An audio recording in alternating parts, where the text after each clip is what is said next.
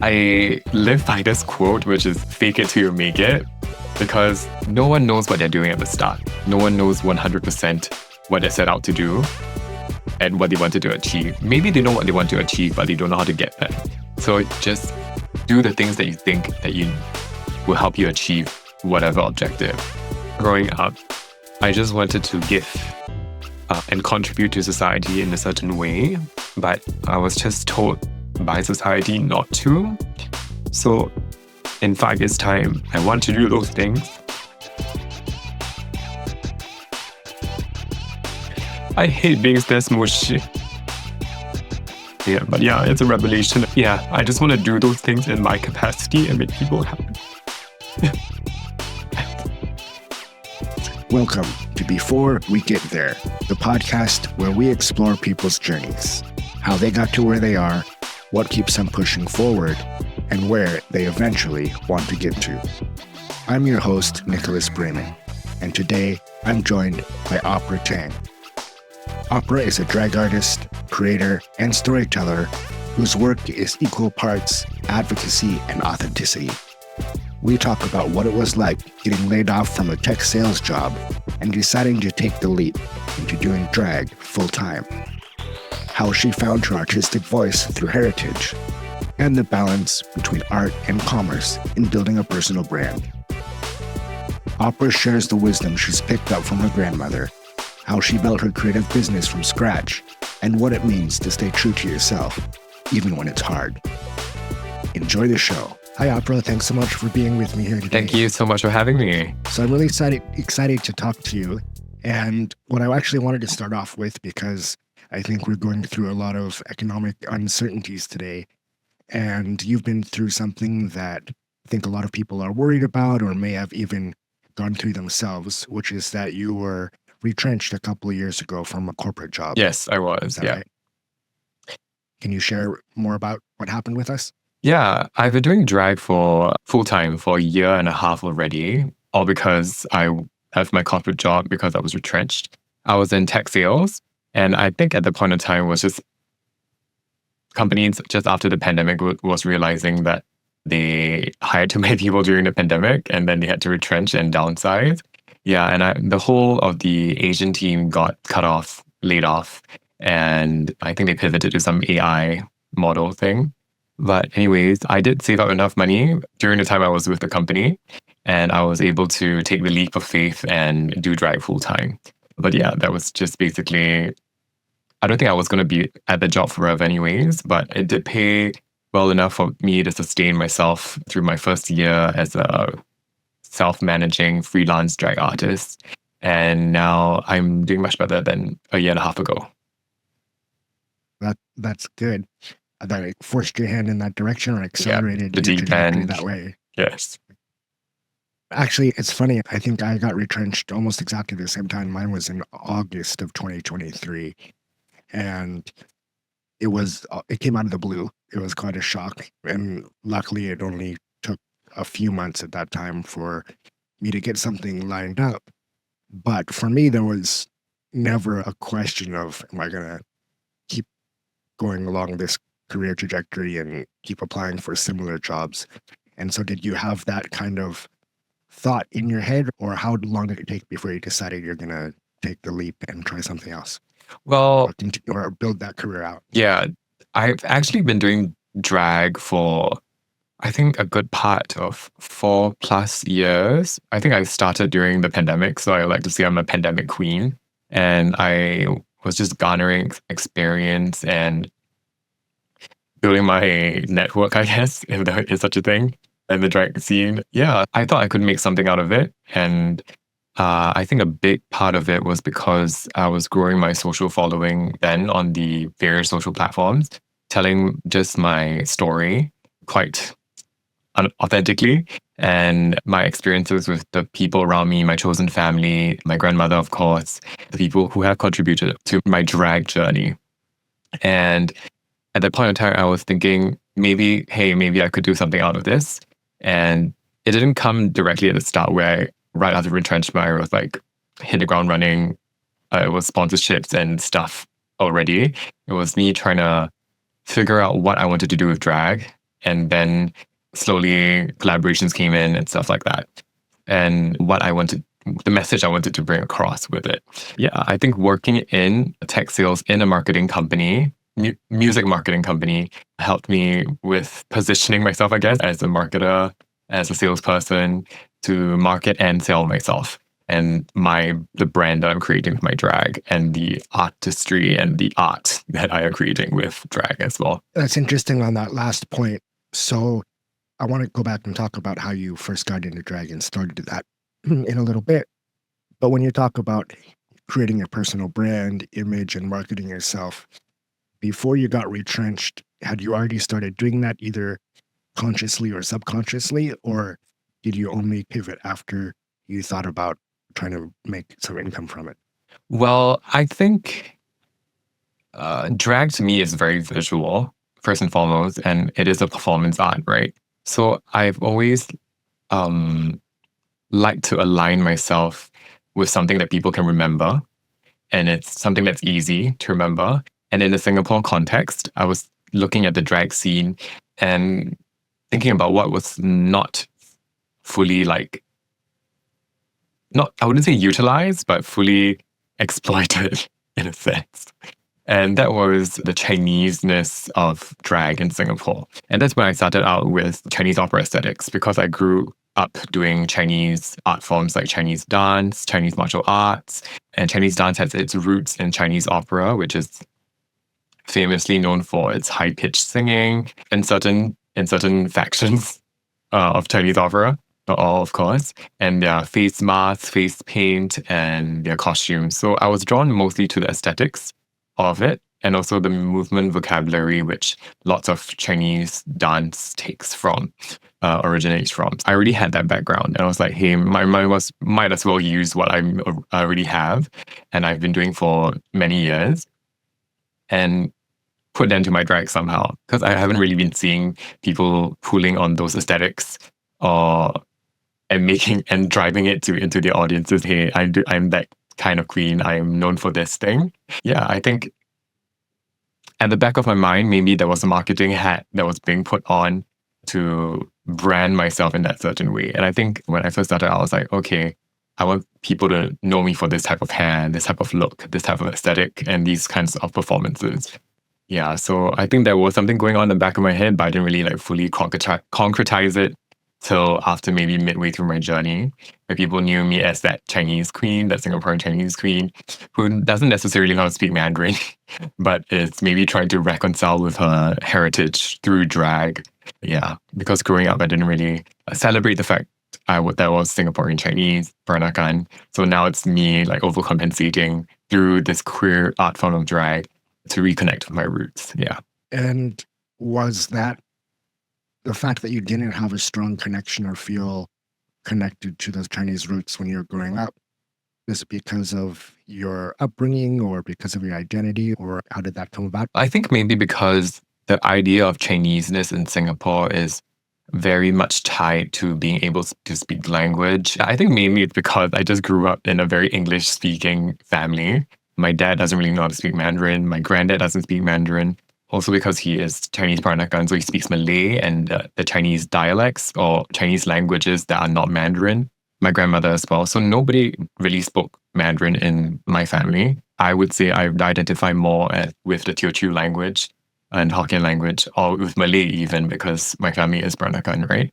So I think because there is such a distinct divide between what Chinese is and what Malay is, Indian is, and what others is in Singapore, I didn't identify with that version of Singapore Chinese. And also because I grew up Catholic, and a lot of the traditions that mainland Chinese or even Singaporean Chinese practice, like Qingming festivals, grave sweeping festival, my grandmother doesn't know a lick about it because she is Catholic. So I think I was just removed from a lot of Chinese culture because of my religion. That's a really interesting mix and of different influences and traditions. Exactly. Because I'm super not, I didn't grow up in an Asian culture at all. I'm adopted, so I grew up with white American parents, and didn't speak any Asian language. I'm ethnically Korean, but now I speak some Chinese and understand quite a bit of Chinese from living in both in China and then here. But I feel very disconnected, probably as an Asian American. Asian Americans have an identity and a lot of common experiences that comes from living in an immigrant family in the US. And even doesn't matter if they're Chinese or Korean, obviously there's differences, but they have that shared experience of coming home and living in one culture and then going out into the society and the world around them and trying to fit in and be American and all that kind of thing. So it's really interesting. Yep. Did you study Malay in school then, or which language did you study? I was forced to study Mandarin, Chinese language. But I think I was forced because it was hard for me to read all those characters. I think at the start I was quite good at it because my parents brought me to tuition, like Chinese language classes. But I think I lost interest. Super interesting. So I'm curious because you ended up working in tech sales and marketing, but you're obviously a very creative kind of person. So what did you end up going to school for, and how did you start your career? So I went to junior college and I was a science student. So because my junior college only offered science and arts, they didn't offer commerce. So I was a science student. I did biology and geography. That was my elective humanities subject, and math and stuff, and chemistry. So I didn't do too well, but I did well enough to get to university. And then I just switched 180. I was like, nope, I'm just going to go back to doing arts. Because I was like, I thought that science was the way to go to secure a stable job. And that was a very Singaporean practical mindset, right? And if I want to do arts, I still can do arts without the prerequisite of having an arts background. But you still need to have a science background to do science. And I did arts management, which is a business course in LaSalle. It's now known as University of Arts Singapore. So the arts still called you back to Yes. follow your heart. And so then you ended up working at a corporate 9 to 5 and doing sales, which I guess comes from the business side, but not necessarily the art side. So right after university, when I graduated, I got a job in a production company. And I graduated in 2019, and then COVID happened. So no live performances, no live entertainment could happen during the pandemic. So I was there for maybe, I think, a year. And then all the lockdowns happened, and I had an 80% pay cut because I only had to go into work once a week for administrative purposes. And then I quit. And then I joined the tech sales company because lots of tech companies were hiring then. I was like, okay, I think I can do sales. I think I can sell fairy dust to people just by talking to them. And yeah, I had to obviously there was a ramp up into getting the hang of it, but I think I did well enough then. I was with the company for 2 years till retrenchment. Yeah. And then I think that was the time where I was out at the back end on my own. I was still doing drag, building up my inventory, if I may, and the skills and the network and stuff. Yeah. Cool. So yeah, that was the time that you started doing drag. And from my research, you started, like, your first performance was part of a movie that you were filming. Yes. It was, I think, How was that? it was French. Because in my head, like, I think I'm moving like slowly, but actually in reality, I'm moving at like 1,000 miles per hour. So I was just like hopping from table to table. It was I would say like a white party in Singapore, it's like just a like cis male homosexual gay party, which I don't do anymore because I just think I don't fit the vibe of it. Lots of people attend it. I think they find it really fun. But yeah, I'm very grateful for that opportunity as well, because it was, I think, after Pink Dot, the first Pink Dot that could be a physical pink dot, like our Pride thing in Singapore. And it was the after party. And that was the first thing that I didn't really track with lyrics. It was basically beats. And I was just dancing on the podium, a table rather, and it was outdoors. So I was just jumping from one table to another table. And it was all recorded in the film. But I think my director in post made it seem like I was performing well. Like maybe he slowed down the footage a bit, and just took the nicer parts. But yeah, what I remembered was like, oh my goodness, I was just having fun, But then right after, the organizer was like, "Oh, girl, you are moving so fast. The spotlight couldn't catch you." But I was like, "Okay, if everyone had fun, I think I did my job." Yeah. So, how long had the idea of performing drag like been floating around before you decided to take the leap, or were you like, was the movie just did the director come to you and you're like, oh yeah, that's a good idea, maybe I should try that? I think my first approach to drag wasn't really one with wanting to perform. It was more about wearing pretty dresses, wearing costumes that I thought I could design, and then maybe create a story out of that. So I love performing too, but I think that's like one side of me where I feel like I need to entertain audiences in different settings. So in a bar setting or like these kind of things, like these tricks, these stunts, these songs get a certain type of engagement. And there's another side of me where I feel like I want to do something more artistic and more something with a storyline that doesn't have to be funny. That's something that is maybe more deep and that isn't appropriate or doesn't gel or jive with a bar setting. So there are other platforms to perform those kind of things, like Riot in Singapore, maybe the one-off queer events, like what's it called, Fruit Basket, or stuff that I think there's this one called Xiao Zhao Bao Comedy, which really anything goes, which I love because the audiences there expect an eclectic, maybe performance, a variety of drag performances. But in a bar setting, like everyone's drunk, people don't want to think, they just want to see it and have fun and get crazy, watch crazy people do crazy things legally. But yeah, so where was I getting with this? My approach to drag. Yeah, so that was maybe midway through after that very first performance. I was like, okay, these are the kind of performances I can do in bars, and these are the kind of performances I want to explore and tell a story with. And I cry on stage, and I rip stuff off myself. Yeah, that was. I would say it's more artistic, and the other type of performance in bars are more entertaining. Yeah, both can be entertaining different ways, but just one's more like immediate gratification, and the other one's, oh, you have to think about it. And the people want to see this. That's super Yeah. interesting. You part of your costume, creating your costumes and your look is, you mentioned it's a big part of what you like to do, what you enjoy doing, and which comes first, like the look you want to give or the performance that you give in the I look? think inspiration comes in different forms. Sometimes when I listen to a song, I sometimes get struck by the emotions that the song conveys, or I interpret those emotions from that particular song.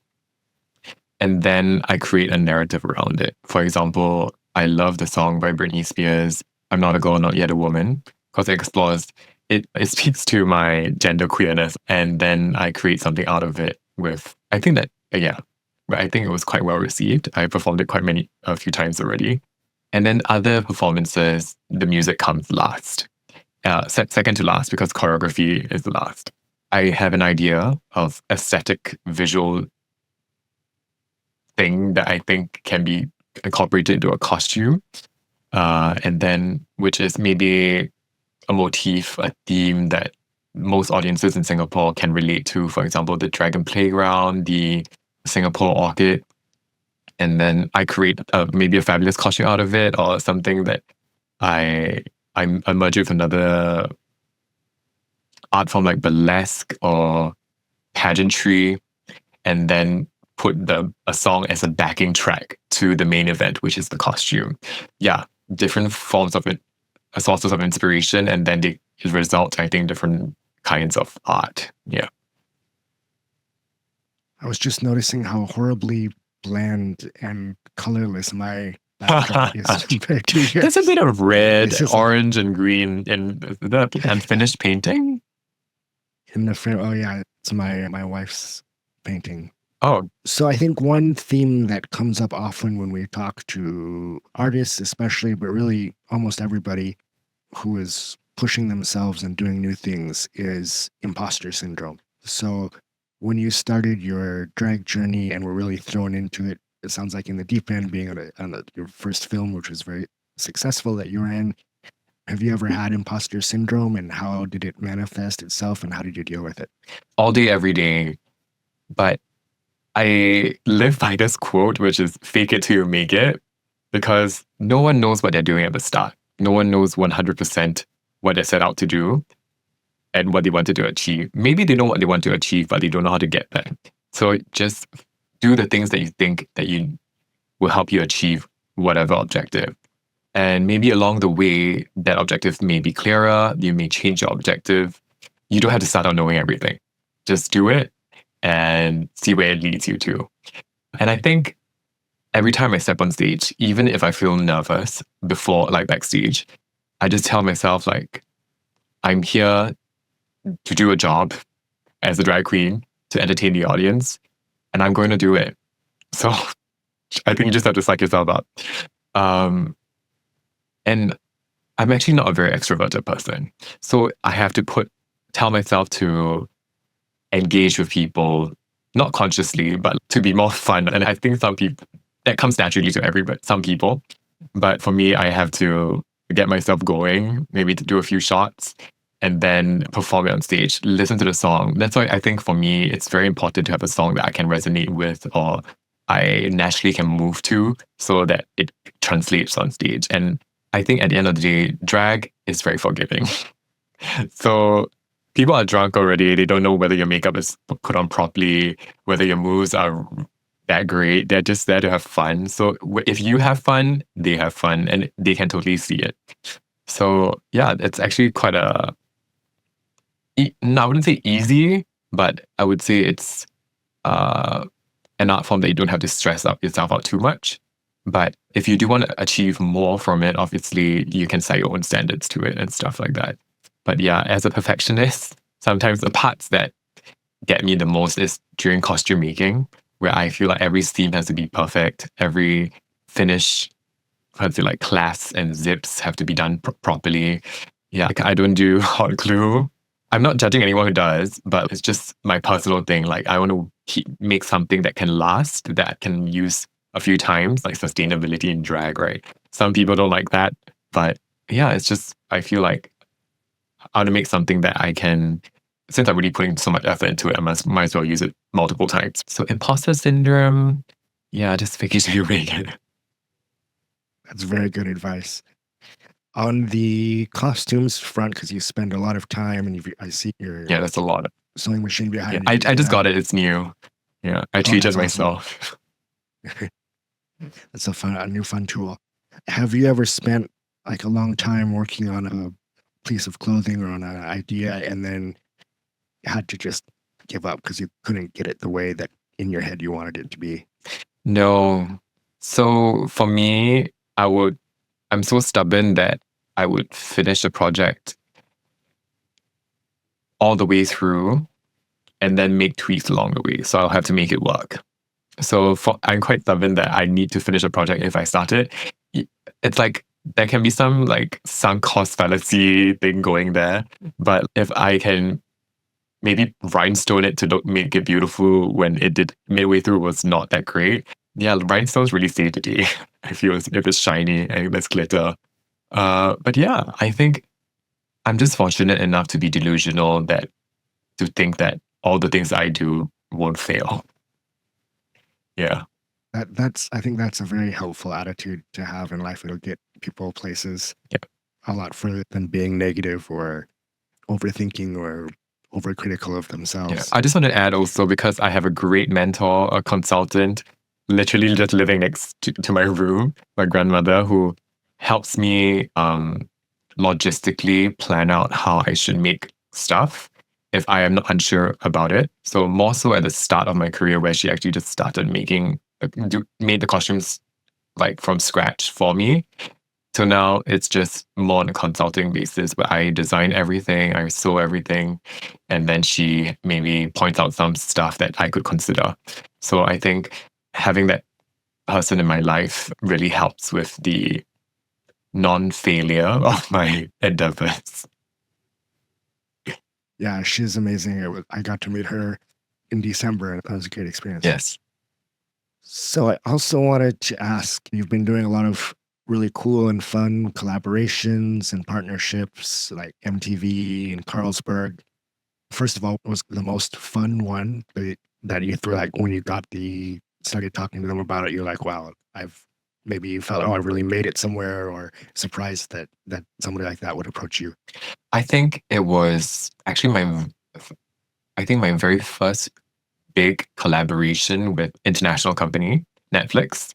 Uh, and I think that was my first realization after getting the email that, hey, maybe I could do something with this. And this was just, oh, is it April now? It's been a year Yep, yep. since then. So it's Oh, okay. my first year anniversary. Happy Thank anniversary. you. Yeah, I was in Korea with my friend on holiday, and I got the email, and they wanted everything to be done, like the sketches and everything, to be done maybe by the time a few days after I came back to Singapore. And I was like, oh my God, I have to get this right. The perfectionist in me was like, okay, I need to do a nice costume, a nice storyboard for them and everything. So during the day, we went on holiday. At night, I came back to draft everything out. I didn't bring my iPad. I didn't have anything to draw on.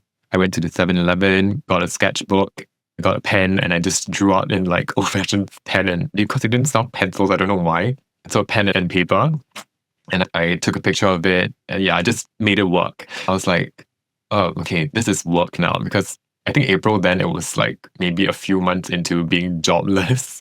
But still doing this freelance ad hoc things. But this was my first social media collaboration. I think it went quite successful, and I think that kicked the ball down the hill for me. I don't think that's a good analogy. I think that got the ball rolling. Okay, that's the way I was going. But There you yes, go. yes, for me, yeah. So that was quite a big push, and then from there, I learned other things like the industry rates for paid media like this, how much I should charge them for my efforts. And then, yeah, I had lots of friends who supported me along the way and gave me great advice.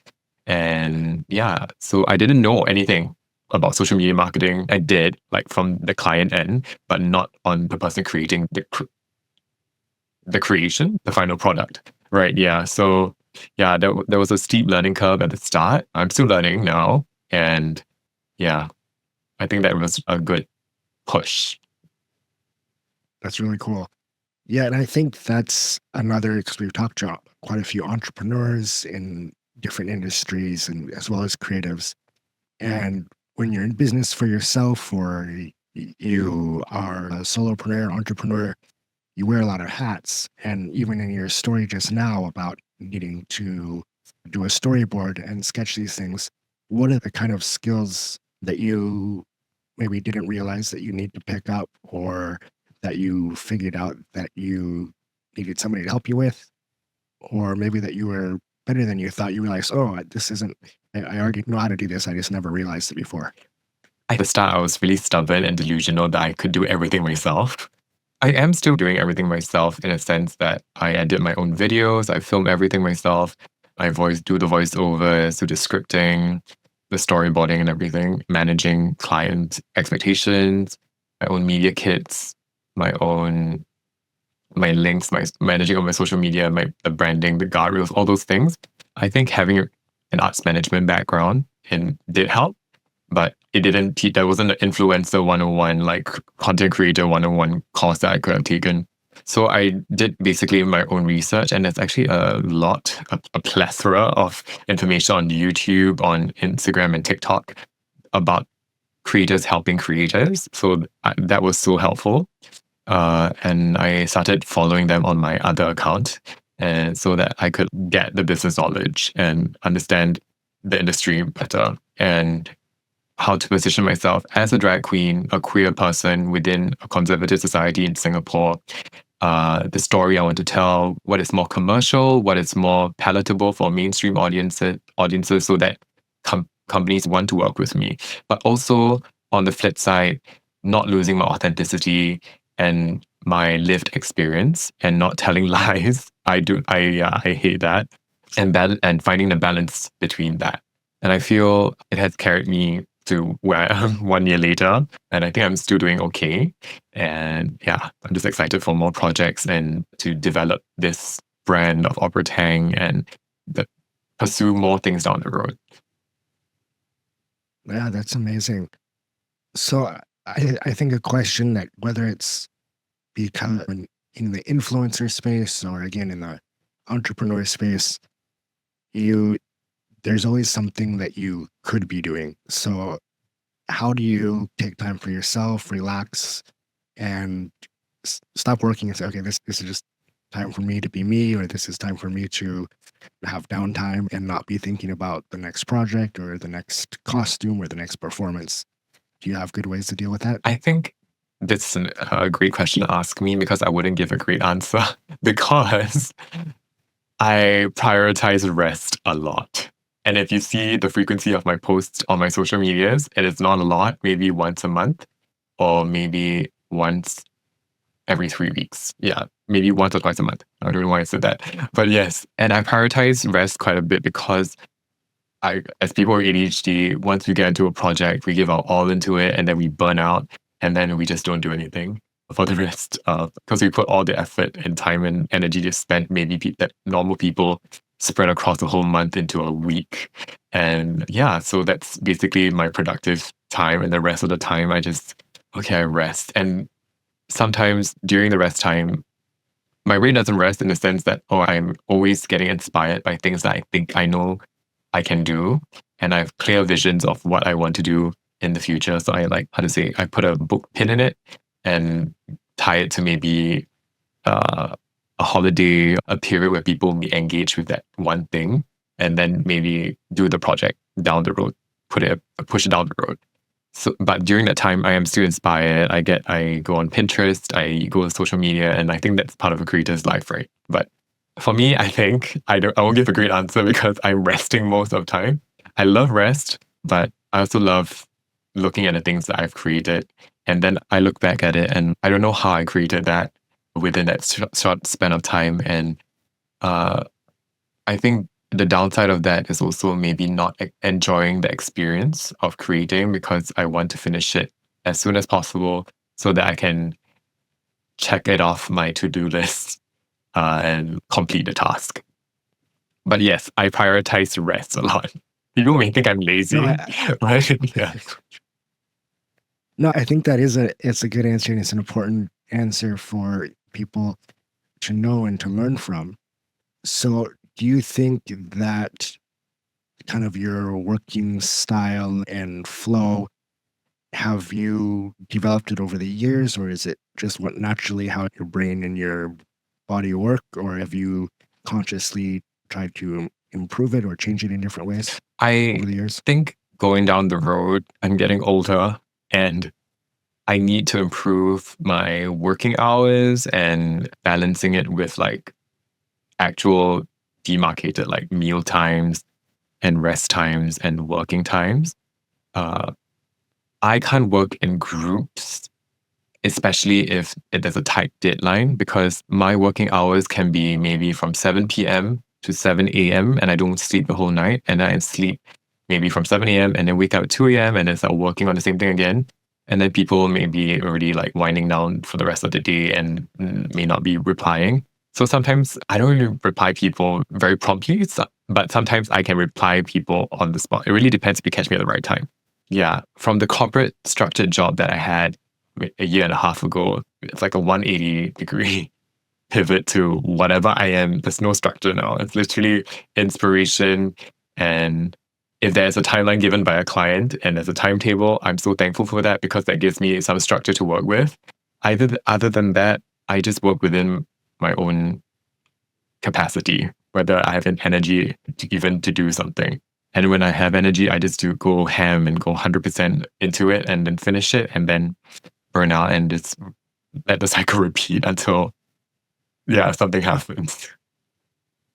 Has there been any times where you had to turn down an opportunity or a project because you weren't up to it or you were burned out? I don't think I'm privileged enough to get that many opportunities to turn them down, but I did have to turn down my first opportunity just, I think, a month and a half ago because I was working on a project that had an increasing workload. I initially said yes to them and I got on a call and I was like, oh my goodness, I can do all these things.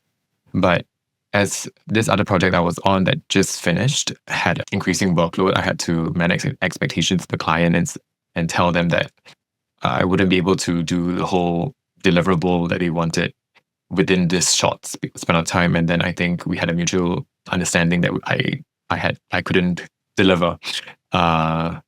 So yeah, that was my first no from me. And on top of that, I also felt like at the back of my mind, that project didn't really resonate with what my values were.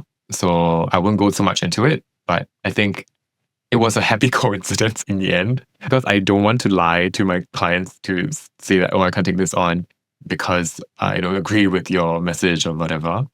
Because fortunately, everyone who has approached me, I'm on board with, but I would definitely say no to things that I don't align with, of course. But like at the back of my mind, I was like, yes and no. But I think because of this other project that I was working on, I could say no with a legitimate reason. Yeah. And so going back to prioritizing rest, Yes. how do you feel as both being in business for yourself and as an influencer having an audience? Are there feelings of guilt or pressure if you don't post content or update or engage with your fans? I would say I don't see myself as an influencer. I see myself more as an artist that creates art and messages and stories for people to consume. And then they can do whatever they want with the thing that I put out.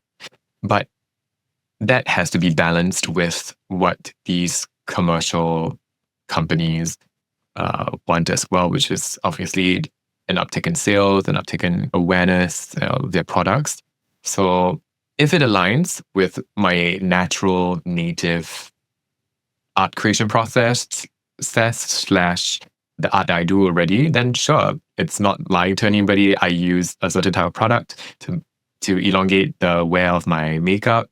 I use a certain product to take everything off. Then yes, this is really what's happening. But if I feel ever pressured to do anything, I feel like ADHD in me just drops it and doesn't even look at it. So for example, when I think a lot of influencers get lots of products, sponsored PR packages that don't really have obligations to be posted about but for the influencer to try out the product and then share with the audiences. So I don't really do content around that unless I use the product for at least a month, so that I know how it works on me personally. So that's not very commercial, very in line with what maybe companies want, because they want to maybe just gift it to you and then let your audiences know that, hey, there's this new product out. Yeah.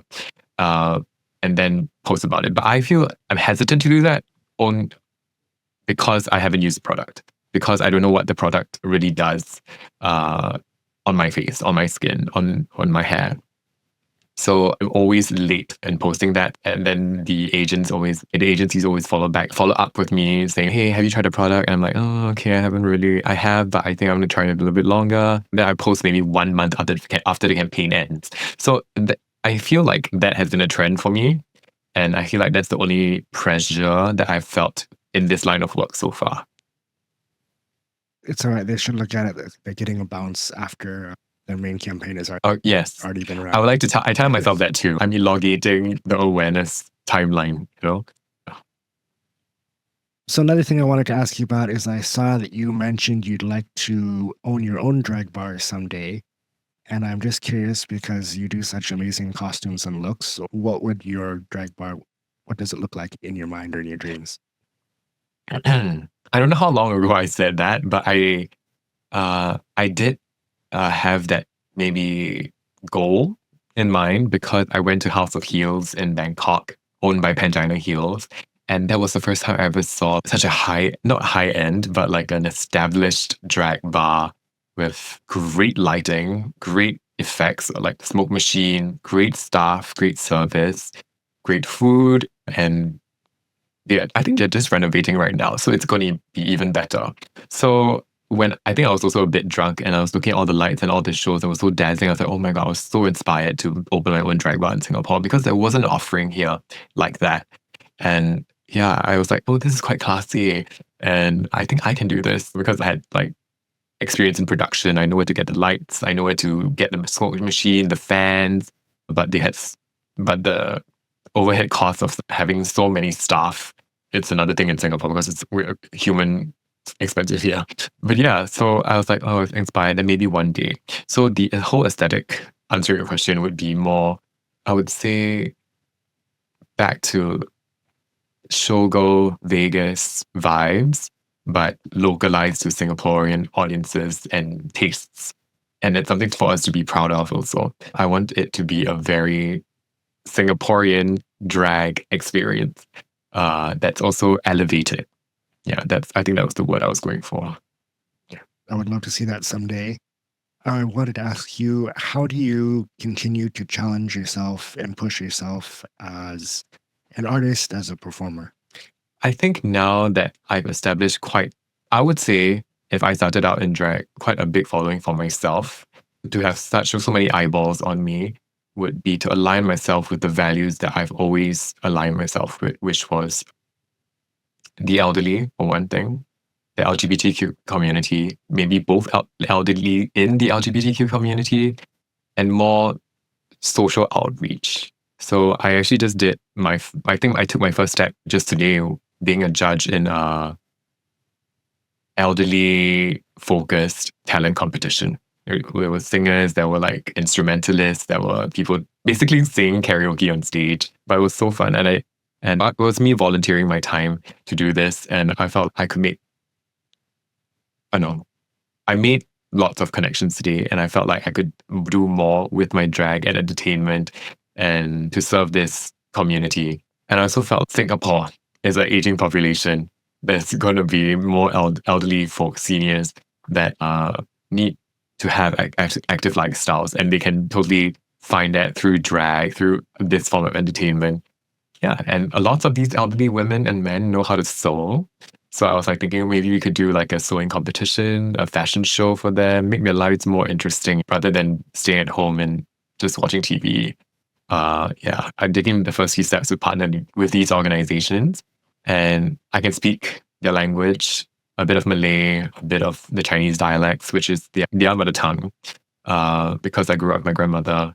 And I think it's just a natural thing for me to do since I'm already like in touch with so many elderly people around me. And to answer your question again, yeah, it's to align myself with the values I've always had growing up. And it may seem quite conservative for a drag queen, but I think many drag queens, they do drag queen story hour reading to kids, just age appropriate, of course, wearing costumes that are age appropriate, of course, also. And then going to nursing homes, going to elderly centers to just engage with the wider community, bringing the joy and of drag to to everybody. Yeah. That's super cool. It sounds really fun. Okay, one last question I always like to ask my guests is, if I talk to you again in 5 years, what are some things that you would like to be able to tell me that would make you feel those years were successful for you? I think it's hard for me to answer that question because now at this time, it's also hard for me to take stock of what I've done already, and everything I feel has been a whirlwind for me because I'm so privileged to have all these opportunities, and it's just maybe one after the other. I don't realize maybe the impact that I have on others, but also people have told me that they've messaged me saying that what I'm doing is inspirational, and I sometimes feel it's hard for me to take those compliments or their sentiment in because I myself am working on my own mental health. I didn't look up to anybody. I couldn't look up to anybody growing up in Singapore that was doing the things that I wanted to do, being themselves unapologetically. I don't know why I'm getting emotional about this. Give me a second. But yeah, I think what I would be proud of,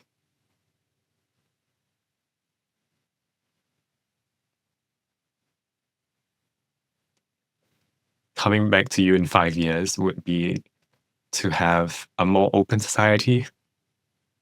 I think I just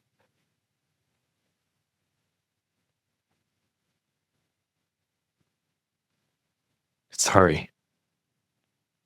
Take your time.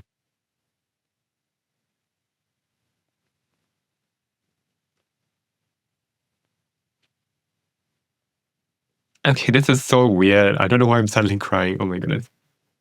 Yeah, so I think growing up, I just wanted to give and contribute to society in a certain way, but I was just told by society not to. So in 5 years' time, I want to do those things. I hate being this mushy. Yeah, but yeah, it's a revelation. Yeah, I just want to do those things in my capacity and make people happy. Take your time. It's okay. This is so mushy and stupid. Oh my goodness. Yeah. And also, I think just realizing now that I can actually do the things and help people and make them happy. Yeah. There's a lot of trauma and mental illness that I need to go through, sort out before I can do those things. But yes, I think doing the things that made me happy today, if it inspires other people, I'm happy. If it doesn't, it's okay also. But at the end of the day, I think I just want to help the people that I want to help. It doesn't have to be the elderly, it doesn't have to be queer people. But yeah. No, I think that theme definitely shows through just for you being you, but also all of the topics that we covered today, being authentic to yourself and showing who you are. That's definitely something that everybody, no matter their background or their goals in life or who they identify as, can all relate to and look up to. So I think you're far down that path already, and I'm sure we'll go a lot farther in the next 5 years and beyond. Thank you. I hate you for asking that question. I don't know what triggered me. It was a great answer, and I'm glad that you were able to identify that in the moment. But I'm sorry I'm wearing your makeup. It's like I had this on the whole day. I literally went to the elderly competition thing, the seniors competition like this. So it's bound to get off, wipe off soon anyway. Thank you again so much for joining me, Opera. It was great to talk to you, and I'll catch up with you again soon. Thank you so much, Nick. Talk to you soon. Thank you for listening to Before We Get There with your host, Nicholas Braman.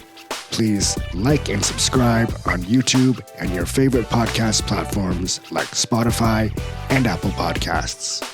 You can also find us on Instagram, TikTok, and Facebook at Before We Get There Podcast. New episodes are released every other Thursday morning. See you next time.